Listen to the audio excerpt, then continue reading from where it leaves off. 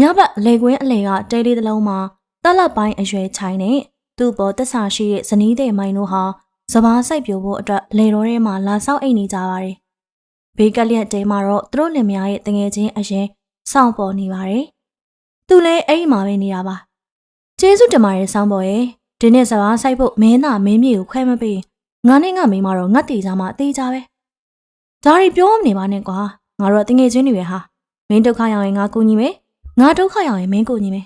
တယောက်နဲ့တယောက်ဒီလိုပဲဖေးမရတာပေါ့တကယ်ချင်းဆိုတာဒါမျိုးမှမဟုတ်လား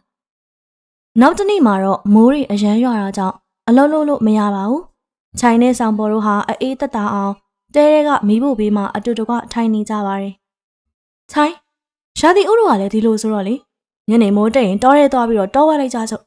ဒီမနက်တင်လမ်းမေးနားမှာခြေရာတွေတွေ့ခဲ့သေးတယ်အေးလေမိုးတိတ်တာနဲ့သွားကြတာပေါ့ဒါဆိုငါအားမွေးဖို့ခဏလောက်သွားအိတ်လိုက်အောင်မယ်ဒီလိုပြောပြီးတော့ဆောင်ပေါ်ဟာတဲတဲကနေထွက်သွားပါတယ်ဆောင်ပေါ်ထွက်သွားတာနဲ့ချိုင်းဟာသူ့ရဲ့လက်လုံးတနက်ကိုယူပြီးတော့တန့်ရှင်ရင်လုပ်ပါတယ်ဒါပေမဲ့တနက်ကဆူထိုင်းထိုင်းဖြစ်နေသလိုပဲပြစ်လို့မထွက်မှကြောက်တာကြောင့်သတိမမူပဲတနက်ကိုခြောက်သွားအောင်လို့မီးဖို့ဝေးမှာကတ်ထားလိုက်ပါတယ်ရုတ်တရက်အုံးကနေအတန်ကြီးမိသွားပါတယ်မီးပူကြောင့်တနက်ကပောက်ကွဲသွားပြီးတော့ချိုင်းရဲ့မျက်နှာတတဲကိုထိသွားပါတယ်ကြေးကြပါအောင်မိုင်းမင်းမမလဲမိုင်းဟာထိတ်လန့်တကြားနဲ့ပြေးလာပြီးတော့သူ့ယောက်ျားမျက်နှာတစ်ခုလုံးသွေးတွေနဲ့နာကျန်းစွာလူးလိမ့်နေတာကိုတွေ့လိုက်ရတယ်။အနီးနားကဆိုင်ပေါ်ကလည်းလန့်ဖြန့်ပြီးတော့ပြေးလာကြည့်တာပေါ့။ချိုင်းမင်းအဆင်ပြေရလား။ဘာဖြစ်တာလဲပြောပါအောင်။ငါတနက်ပဲဖြစ်ရမယ်။ဆိုနေတာနဲ့မီးဘေးမှာချထားမိတာ။အဲ့ဒါမျက်နှာတက်တဲ့ကိုပောက်ကွဲသွားတာပဲ။အာနားလိုက်တာကွာ။အရန်နာတယ်မိမရဲ့။မိုင်ကတေချာစစ်စေလိုက်ပြီးတော့ရွာသားတွေကိုအကူအညီတောင်းလိုက်ပါတယ်။အဲဒီနောက်မှာတော့ရွာသားတွေကသူ့ကိုကုသဖို့အတွက်ရွာတွေကိုဝိုင်းကူတည်သွားကြပါတယ်။အဲ့ဒီမတော်တဆမှုပြီးတဲ့နောက်မှာတော့မိုင်ကဘလောက်ပဲစူးစမ်းကုသပေးပေမဲ့ခြိုင်ရဲ့မျက်လုံးတွေကတော့လုံးဝအမှောင်တီးကျသွားပါပြီ။သူဘယ်တော့မှပြန်မမြင်ရတော့ပါဘူး။သူဟာဘေကိုမှမသွားနိုင်မင်းနဲ့အိမ်ထဲမှာပဲပိတ်မိနေပါတော့တယ်။မိုင်ကပဲသူ့အတွက်အစာအသောက်နဲ့ရေကိုရှာကျွေးပြီးဂူးဆိုင်ပေးရပါတယ်။အချိန်တွေကြာလာတော့သူမငင်းဝေးလာပြီးတော့အချစ်တွေလည်းလျော့လာကောင်းလူမတန်မစွမ်းဖြစ်နေတဲ့လင်ကိုမပြုစုချင်တော့ပါဘူး။သူမဆက်ပြီးတော့တီးခတ်နေရတဲ့တခုရီသောအကြောင်းပြချက်ကတော့ခြိုင်မာဝတ်ထားတဲ့ငွေတုပ်ကြီးရှိနေရကိုသူမသိလို့ပါပဲ။အဲ့ဒီအချိန်ကစပြီးတော့မိုင်းဟာလယ်ထဲကိုတယောက်တည်းသွားရပါတော့တယ်။ဒီလိုနဲ့တနေ့မှာတော့မိုင်းဟာဆောင်ပေါ်ရဲ့လယ်နဲ့ကဲရက်လယ်ကွင်းထဲမှာအလုံးလုံးနေပါတယ်။အလုံးလုံးနေတော့မှသူမဟာခွေလျားຫນွယ်ပင်နဲ့မတော်တဆညှိမိသွားပါတယ်။အစိတ်ရှိရဲ့အမွေတွေကသူမအပေါ်လွှဲဆင်လာပြီးတော့လက်မောင်းနဲ့လယ်ဝင်းတွေကိုဖုံးသွားပါတော့တယ်။ဟာရှားလိုက်တာကွာ။သူမဘလောက်ပဲကုတ်နေပါစေရာရကမရက်ပဲနဲ့တကိုယ်လုံးကိုပြန့်နှံ့သွားပါတယ်။ငတက်တာတဲ့အစုံသူမကိုသူမဆေးဖို့အတွက်လဲတော့အစုံကစမ်းချောင်းစီကိုလမ်းလျှောက်သွားပါတယ်။ဒါပေမဲ့ဒီနေ့မှသူမလဲဖို့အဝတ်စားယူမလာမိပါဘူး။အဲဒီတော့သူမပတ်ဝန်းကျင်ကိုဝေးကြည့်ပြီးတော့တောအုပ်ရဲ့တိတ်ဆိတ်မှုကိုအကဲခတ်ရင်ဘေညာကြည့်လိုက်ပါတယ်။လူသူကင်းမဲ့ပြီးတော့တိတ်ဆိတ်နေတဲ့တောကိုသာတွေးလိုက်ရလို့သူမစိတ်ချသွားပါတယ်။ဒီလိုတောနဲ့ထဲမှာတော့ဘယ်သူမှဖြတ်သွားမှာမဟုတ်ပါဘူး။သူမဟာအဝတ်စားတွေအကုန်ချုပ်ပြလိုက်ဖို့ဆုံးဖြတ်လိုက်တယ်။တောအုပ်ရဲ့အလဲမဲမဲအောင်မှာသူမရဲ့ဖြူဝင်းနဲ့အသားရည်ဟာထင်ရှားနေပါတယ်။သူမဟာအေးဆက်နေတဲ့ရေထဲကိုဆင်းပြီးတော့ရာရတွေပြောက်အောင်ရေတွေနဲ့ပတ်ဖြန်းစေးကြောနေပါတယ်။အဲဒီနေ့မှာပဲအမဲလိုက်ရကပြန်လာတဲ့ဆောင်းပေါ်ဟာစမ်းချောင်းပေကနေတတိုက်ဆက်ဆိုင်ဖြတ်လာပါတယ်။သူ့မျက်လုံးတွေကရှေးကောင်းမြင်ကွင်းကြောင့်ပြူးကျသွားပါတယ်။သူတငယ်ချင်းအရင်ရဲ့မိန်းမဟာတော်ထဲမှာဗလာကုတ်လုံးတင်းနဲ့ရေချိုးနေတာကိုဆောင်းပေါ်ဟာတတွေးကိုအာရပါရမျိုးချရင်နဲ့ငင်းနေပါတယ်။သူ့ရဲ့အကြည့်တွေကသူမရဲ့ကိုယ်လုံးကိုယ်ပေါက်ကိုငမော့စွာနဲ့စာလောင်တောင်းတနေပါတယ်။ဟိုးဖြူလိုက်တာတကယ်ကိုဆွဲမဲ့စရာကောင်းနေမိမချောလေးပဲ။ပို့ပြီးတော့နီးကပ်မြင်ချင်တာကြောင့်ဆောင်ပေါ်ကတိုးသွားပါတယ်။ဒါပေမဲ့သူ့ခြေထောက်ကတိတ်ကိုင်းချောက်ကိုနင်းမိပြီးတော့အတန်အကြေကြီးထွက်သွားပါတော့တယ်။သူမဟာအရန်လန့်သွားပြီးတော့ရေထဲမှာအမြန်ကုန်းထိုင်ကလက်တွေနဲ့ရင်ဘတ်ကိုဖုံးလိုက်ပါတယ်။သူမရဲ့မျက်လုံးတွေကလည်းအတန်လိုင်းရာစီကိုဝိုင်းဆက်စွာနဲ့ကြည့်နေပါတယ်။ဘသူလဲဘသူရှိနေရလဲ။မိသားပြီဆိုတာတီးလိုက်တဲ့ဆောင်းမော်ဟာချုံမုတ်ထဲကနေဘာမှမဖြစ်သလိုဟန်ဆောင်ထွက်လာပါတယ်။မကြောက်ပါနဲ့ငါပါမှရင်ငါပါပဲ။အကိုဆောင်ပေါ်ရှီဒီမှာဘာလုပ်နေရလဲ။ကျမကိုချောင်းကြည့်နေရလား။မဟုတ်ပါဘူး။ငါချောင်းကြည့်နေရမဟုတ်ပါဘူးမရဲ့။ငါအမေးလိုက်ရင်နဲ့တဲကိုပြန်မလို့လမ်းလျှောက်လာတာ။အဲ့ဒါတတိုက်စဆိုင်ဒီကနေဖြတ်ရင်းနဲ့တွေ့တာ။ကဲကောင်းပါပြီငါသွားရမယ်နော်။အဲ့လိုပြောပြီးတော့ဆောင်းပေါ်ထွက်သွားပါတယ်။မိုင်ကတော့မြေကြီးရဲ့ပဲတုံးဝင်ချင်လောင်အောင်ရှက်စိတ်တွေနဲ့အဲ့ဒီမှာထိုင်ကြံရစ်ခဲ့ပါတယ်။ သူမဟာကိုနဲ့အဝတ်အစားတွေကိုအမြန်ဆေးပြီးတဲစီကိုပြန်လာခဲ့ပါတယ်။သူမဟာကိုခန္ဓာနဲ့အဝတ်တွေချောက်အောင်မီးဖို့လိုက်တယ်။မင်းမောင်နေတဲ့တဲကလေးမှာမိုင်ဟာသူ့ရဲ့ဖြိုဝဲနဲ့ပခုံးတွေပေါ်လင်အောင်လို့ထမိန်ရီရှာလေးကိုပဲဝတ်ထားပါတယ်။ဆိုနေတဲ့အဝတ်တွေကိုတော့ကျိုးမှလှမ်းထားပါတယ်။မိုင်မင်းအထဲမှာရှိလား။ရှိရဲ့။ဘာဖြစ်လို့လဲဆောင်ပေါ်။ဆောင်ပေါ်တော်ချက်တကောင်ကိုကင်ပြီးတော့ခေါင်းပြူကြည့်လိုက်ပါတယ်။ဒါပေမဲ့သူ့ရဲ့မျက်လုံးတွေကတော့မိဖို့ရေးမှာဒူးလေးထောင်ပြီးတော့ထိုင်နေတဲ့မိုင်းရဲ့ခန္ဓာကိုယ်အနှံ့ကိုဝေးကြည့်နေပါတယ်။ငါမင်းတို့တော်ချက်တကောင်ယူလာပေးတာ။ငါထင်တာတော့မင်းနဲ့ချိုင်တို့အားရှိအောင်ပြုတ်တောက်လို့ရတာပေါ့။ချိုင်မဲ့ချိုင်မင်းနဲ့အကျူလိုက်မလာဘူးလား။အော်ချိုင်ကအိမ်မှာပဲကြံခဲ့တာ။ तू ကဒီနေ့လိုက်လာဖို့ပြေးနေရနဲ့ကျမတယောက်တည်းလာခဲ့တာ။စာပေါ်ဟာတက်ကိုချထားလိုက်ပြီးတော့သူမရဲ့အနီးဆုံးမိဖို့ဝေးမှာဝင်ထိုင်မှုအတင်ရဲစွာလှမ်းလာပါတယ်။သနာစရာလေးချိုင်ကတော့တကယ်ကိုယုံအောင်မယုံနိုင်စရာပဲနော်။သူရဲ့လှပတဲ့ဇနီးတဲ့ကိုလေထဲမှာတယောက်တည်းအလုတ်လုတ်ခိုင်းထားတယ်လို့သူ့မျက်လုံးတွေကွယ်သွားခဲ့ရသူမင်းကိုကောင်းကောင်းခ ्यू မဆိုင်နိုင်တော့ဘူးထင်ပါရဲ့ငါထင်တာတော့ဟုတ်မှာပါအကိုလူမတန်ဆွမ်းဖြစ်သွားတဲ့လူဆိုတာဒီလိုပါပဲမိုင်းရင်သူကဘာတက်နိုင်မှာလဲပြီးတော့ဒီကိစ္စကြတော့ရောသူမျက်စိကွယ်သွားကြတဲ့ကသူ့ရဲ့လျှောက်ကြားဝတ်တရားတွေကိုရောထမ်းဆောင်နိုင်သေးရဲ့လာ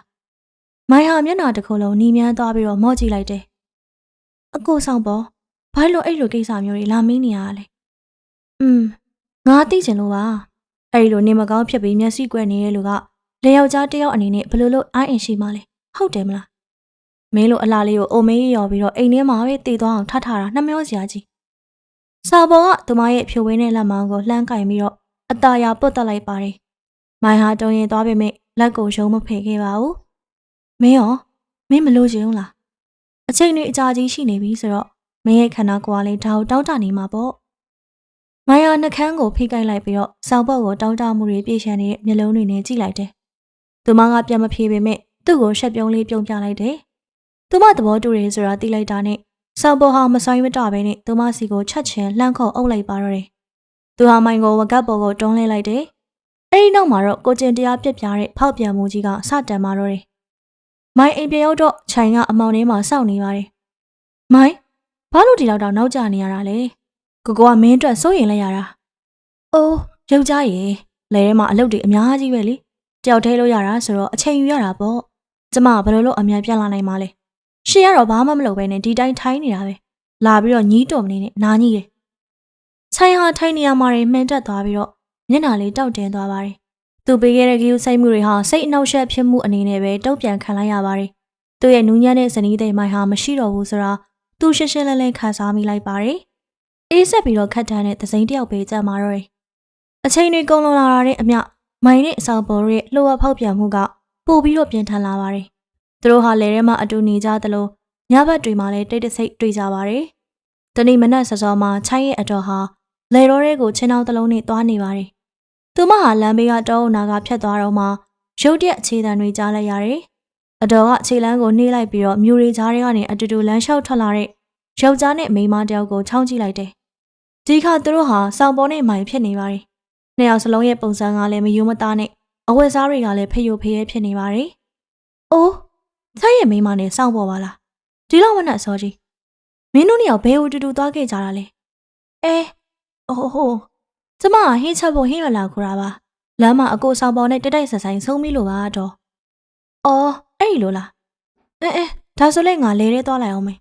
။အတော်ဖြစ်သူထွက်သွားပေမဲ့စိတ်ထဲမှာတော့တန်တရားတွေအပြည့်ပါပဲ။ဟင်းရွက်ခူရဲဆိုပေမဲ့ချင်းတောင်းထဲမှာဘာမှမရှိဘူး။ပြီးတော့တော်ရဲကနေအတူတူထွက်လာကြတာလေ။အဲ့ဒီနေ့ညနေအတော်ဖြစ်သူလင်ကပြန်มาတော့မြင်သမျှကိုချိုင်းကိုအကုန်ပြပြလိုက်ပါတယ်။မိုင်အိမ်ပြန်ရောက်တော့ချိုင်းကသူ့ကိုမေးပါတယ်။မိုင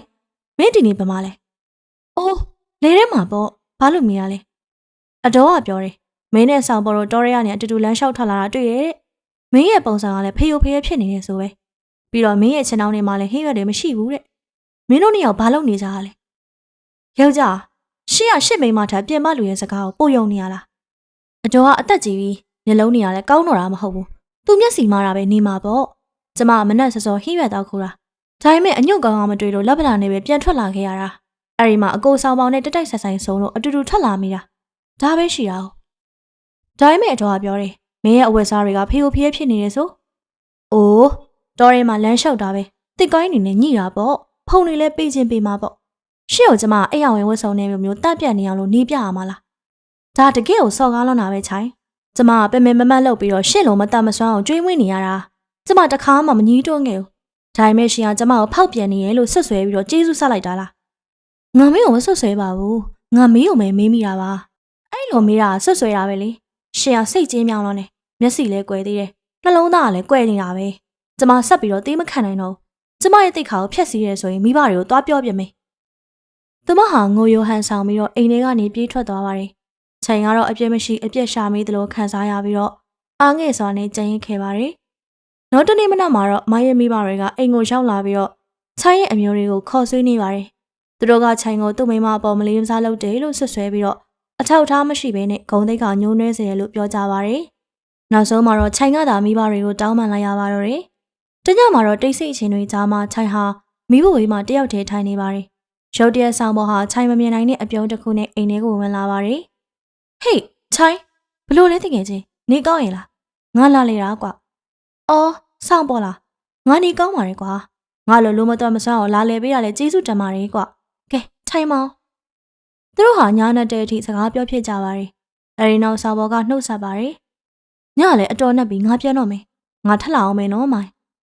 အဲ့ဒီစကားတွေကမျက်စိမမြင်တဲ့သူကိုလှည့်စားဖို့ပြောလိုက်တဲ့အလိညာတွေပါပဲ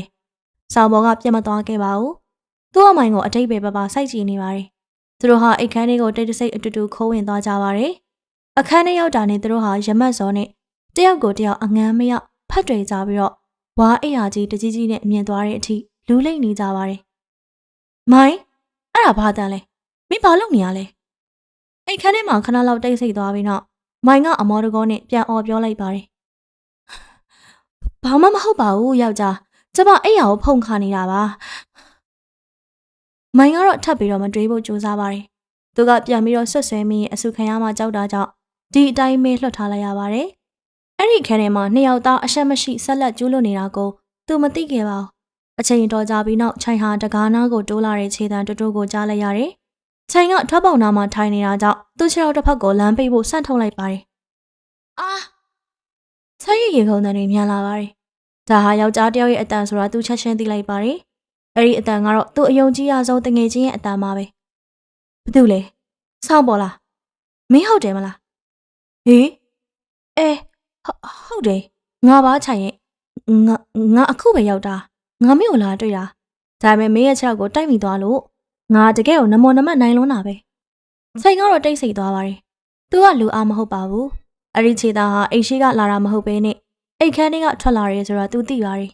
်သူအမှန်တရားအားလုံးကိုသိသွားပါပြီဒါပေမဲ့မျက်စိမမြင်တဲ့အတွက်မျက်စိမြင်တဲ့သူကိုမတိုက်ခိုက်နိုင်မှသိတာကြောင့်သူဘာမှမသိသလိုဟန်ဆောင်နေလိုက်ပါတယ်။အော်ဒီလိုလားငါတောင်းပန်ပါတယ်ကွာ။ငါလမ်းတရဲခွေးဒါမှမဟုတ်ကြောက်တကောင်းကောင်းထင်လို့အဲ့လိုပြောပြီးတော့ဆောင်းပေါ်ကဘာမှမဖြစ်သလိုထွက်သွားပါတယ်။သူတငယ်ချင်းအတွက်တော့နာကျင်မှုတွေနဲ့ကြံရိပ်ခဲ့ပါတယ်။နောက်တနေ့မှာတော့မိုင်ဟာလေထဲမှာတနေကုန်အလုပ်လုပ်ပါတယ်။နေဝင်ယိုကြီးမှာအိမ်ပြန်ရောက်တဲ့အခါသူမမြင်လိုက်ရတဲ့မြင်ကွင်းအကြောင်းမှင်သက်သွားပါတယ်။